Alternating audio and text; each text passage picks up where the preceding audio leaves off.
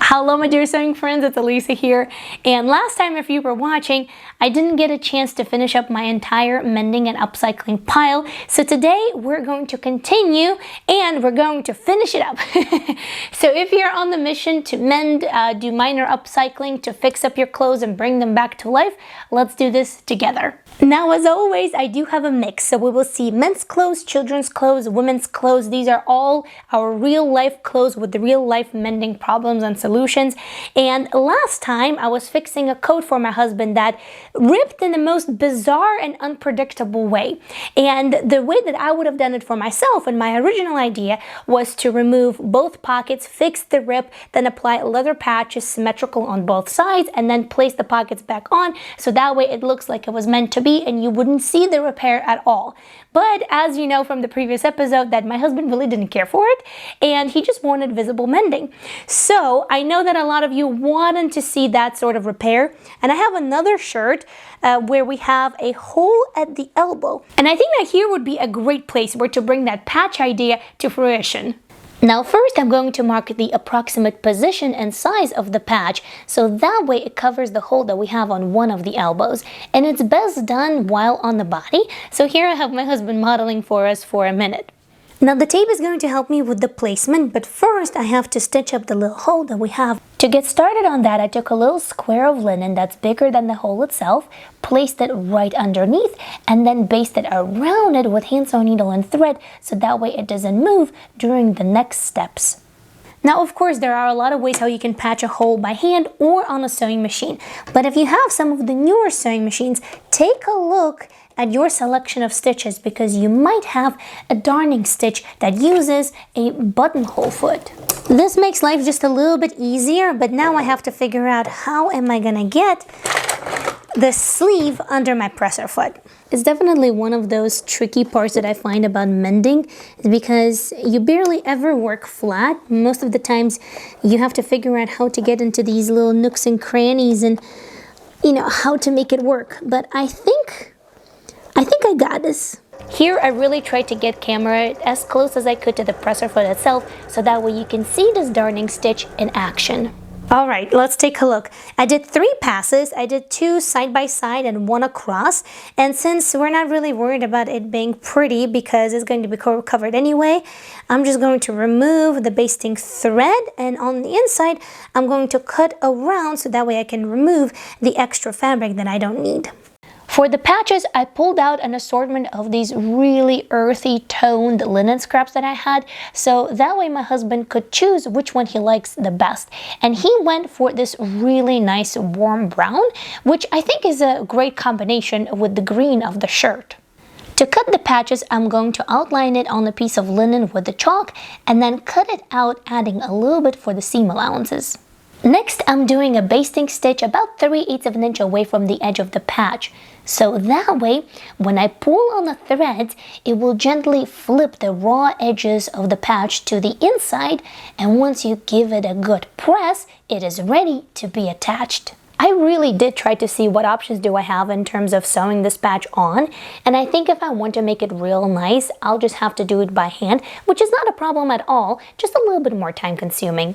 Part of the issue is, of course, that we're working with a sleeve, which is basically a tube, and a lot of times quite a narrow one. So I do find that if you can put a tailor's ham inside of the sleeve, it helps with those hand-sewn stitches. But if you don't have a tailor's ham, not a problem at all.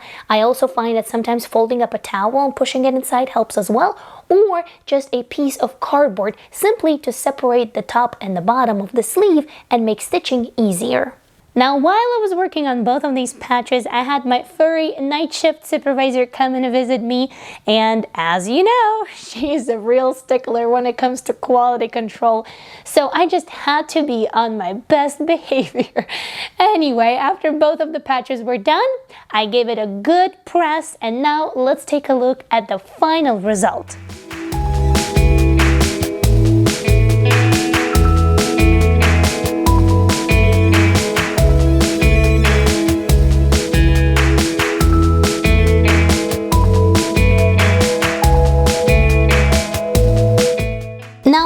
Contemplate for a brief second whether I should have interfaced the patch to add more sturdiness to it, but then I thought, well, this is a shirt, this isn't really a jacket, and perhaps interfacing it would really make it stiff and kind of awkward on the elbow. So that's why I decided to go without it. Overall, I do think that it turned out good, so it's ready to go back into the closet. Next up, I have another shirt, which is for me. Originally, it was my husband's shirt, which I did upcycle to fit me. I did a full video, very, very detailed on how to do it, how to redraft the sleeve and the armhole and all the things.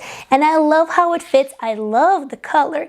The only thing that I don't love is this visible stitching from the previous original placement of the pocket. And that's one of the reasons why I don't really reach for the shirt, because it does bother me that the stitching is still visible. And I tried everything to remove it, quite literally everything. So I do have an idea how to cover it up, and I think that's what I'm gonna do today. To get started with this one, let's take a look. How big is the area that we need to sort of disguise? For what I have in mind, I'm going to grab my tracing paper and I'm going to very, very lightly outline approximately where I want the new design to be. So approximately this much, and the stitching lines are only right over here, but to make it intentional, I think I'll need to do design a little bit. I sort of need to spill it out a little bit. So perhaps I'm gonna do a little bit here, a little bit here, and a little bit here. I have penciled in here some flowers and a little bit of leaves. Keep in mind, I am no artist, so you know, it is what it is, but I do think that in embroidery, it is going to look really nice, and that's exactly the plan. So here I'm going to outline these, and then I need to think about how do I get this on the fabric. Now I decided to use carbon paper, and I simply place it face down under my design, then trace everything, and when done, it imprints on your fabric with red lines. Now the vision that I have is to create a sort of like a tone-on-tone design. I don't really want it to stand out too much, and I want it to be more like a subtle touch. So I think that this purple embroidery thread that is almost the same color as the shirt itself is going to work really great. The first stage for this design is to create an outline, after which I'm going to lightly fill it in.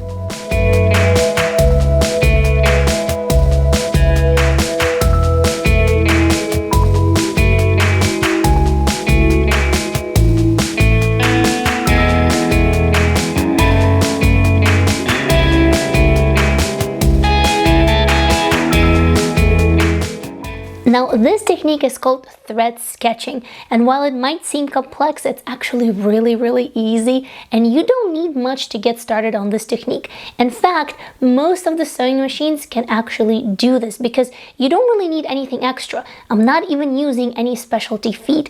I'm just having a hoop, fabric stretched in the hoop, and a little bit of imagination.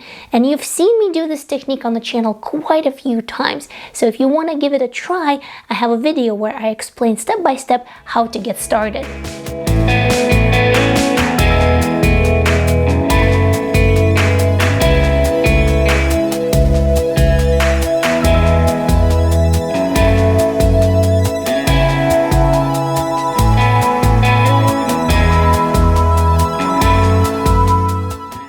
So I think I'm done with all of the embroidery. I'm just gonna take a look if I need to add anything else here. For now, I think I'm good. Let's give it another really good press. I'm gonna tidy up if there's anything needs to be tidied up. And now let's take a look at the final result.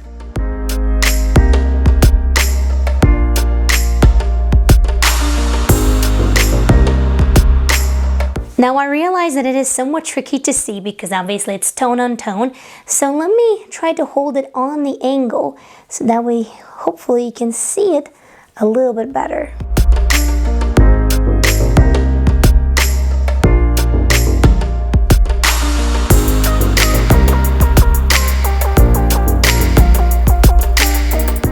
I'm really happy with how this turned out. It's sort of there, sort of not, has a little bit of shine to it, so it kind of, you know, catches your eye, but not too much. This is exactly what I was going for. It covered all of the stitch marks, so this blouse is definitely gonna get a ton more wear. I'm very excited. Next, we have a pair of jeans for my little one.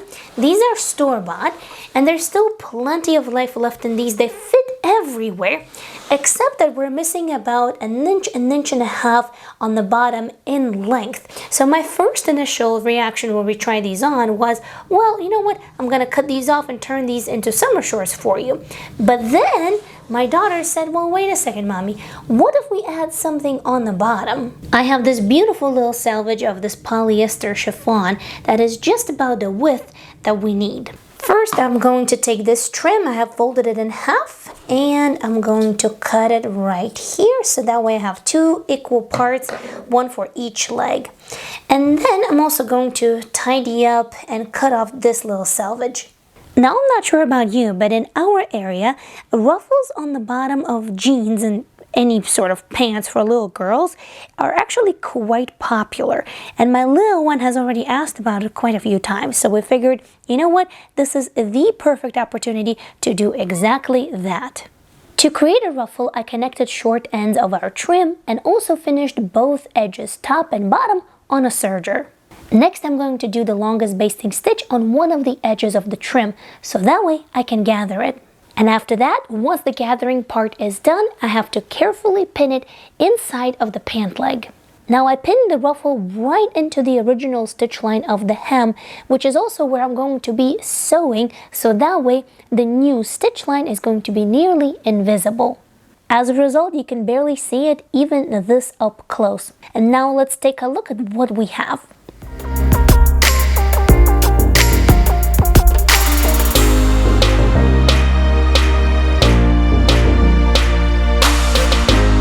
Sadly, I didn't get a chance to film it, but as of this very moment, my daughter already wore these to school. She absolutely loves them, and they look really cute.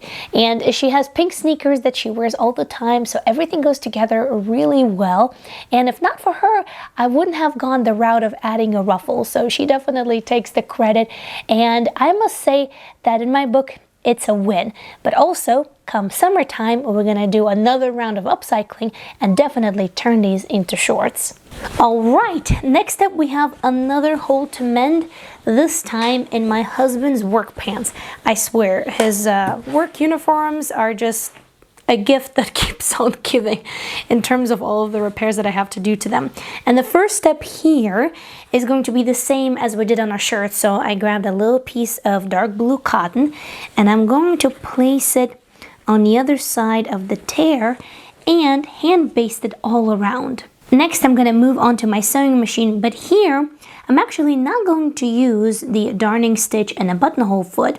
Instead, I'm going to do my old trusted method where I make a little square and then I go 1 pass vertically, 1 pass horizontally, and 1 pass on a diagonal. This is how I patch the jeans, and I think this is going to be a good method in this case as well. My first course of action is to stitch a little rectangle around the tear, sort of like a little outline. After that, I'm going to zigzag over the hole so that way I can close it up. Next comes the tedious part, because here we have to do vertical stitches throughout the entire rectangle, for which I actually find that using backstitch or reverse button is much easier than rotating your project the entire time that you have to do those stitches. Here you can see an approximate result that I'm going for. I say approximate because I have to do another pass of vertical stitches because this one just isn't thick enough. After vertical stitches are done, I do the same with horizontal and diagonal ones. You know, I just did the vertical and horizontal stitches, and I actually think that in this case it's going to be quite enough, and I think I'm going to stop here. And by the way, these are utility pants, so, you know, this is a very simple utility repair. If those were my pants, you know, I don't know, I would probably put a bow, a patch, or I don't know, something on it. But in this case, it's just a very basic repair. And when I do jeans, I actually get variegated thread in the color of the jeans. You can get denim variegated thread. And when you do this, and if you match the thread just right, the repair is nearly invisible. So that one is a really cool one. When it comes to this next project, I'm not sure how that happened, but we just tried it on.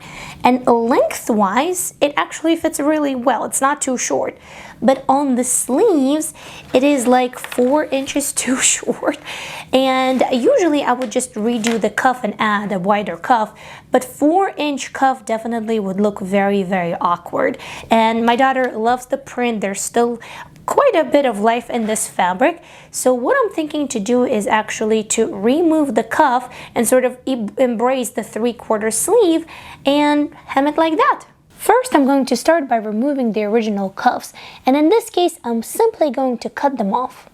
Next, we're going to hem our sleeves and add a little detail to it at the same time, and this method includes underwear elastic. Here, I like to turn my garment wrong side out and pin the elastic to the inside of the sleeve, right sides facing. Next, I attach elastic to the sleeve using quite large zigzag stitch. Keep in mind, I'm not stretching elastic, and also once I reach the end, I overlap the ends of elastic just a little bit, so that way there's no gap. Once done, I'm going to turn elastic to the inside of the sleeve, and in this case I will do a final pass with hand sewing stitches, so that way nothing is visible on the right side of the fabric, and it will also prevent elastic from flipping out. You can of course substitute this step and do it with a zigzag stitch on a sewing machine, but once you're done, this is what you're going to have.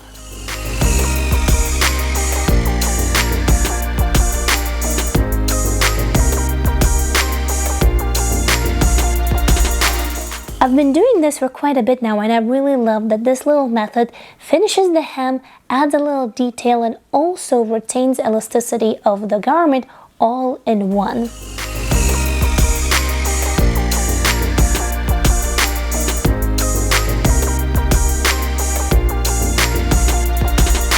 Alright, I got done with my entire pile except for 2 projects, but these need to be complete and total revamps and upcycles. One is a jacket that I made nearly 10 years ago and I want to redo it, and the other one is something that my mom gave to me. It's like a really long chiffon sarong or a shawl. It's like a really big one, and I think I could definitely make something beautiful out of it, but those will need to be separate videos.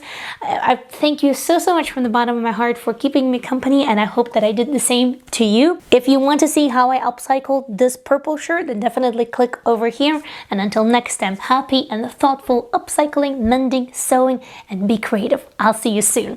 Bye!